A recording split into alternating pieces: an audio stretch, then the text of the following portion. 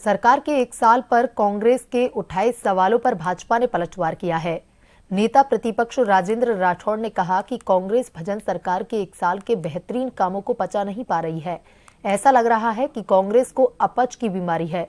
साथ ही राठौड़ ने ईआरसीपी, यमुना जल समझौता, पेट्रोल डीजल के कम दाम करने सहित कई योजनाओं का जिक्र भी किया। वहीं इस बीच डिप्टी सीएम बैरवा ने कहा कि मुख्यमंत्री ने पहले दिन से ही पीएम मोदी के विजन को आगे बढ़ाया है। मंत्री सुमित गोदारा ने कहा कि 1 वर्ष के कार्यकाल से जनता में उत्साह है।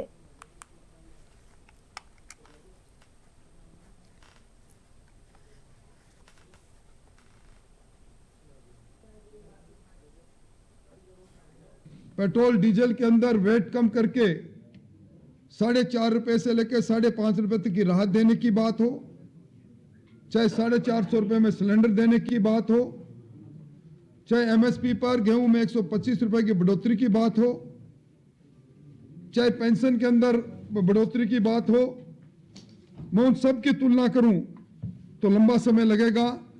मैं कह सकता हूं कि अब जिस प्रकार का वातावरण बना हुआ है, शायद कांग्रेस को अपच की बीमारी हो गई। एक तरफ सरकार की पहली वर्षगांठ पर बधाई देने के लिए 3.5 लाख लोग सड़क पर थे। ये जो कीर्तिमान स्थापित हो रहा है, राजस्थान विकसित और शिक्षित राज्य बनने जा रहा है, शायद उसके कारण से उनको अपच की बीमारी हो रही है। इसलिए इस प्रकार के छोटा मोटा प्रदर्शन करके नैरेटिव बनाना चाहते हैं। और 35 लाख करोड़ रुपए के एमओयू इस समिट में हुए हैं, जो हमारे इस राजस्थान के लिए एक बहुत बड़ी सौगात हमारे युवाओं के लिए होगी।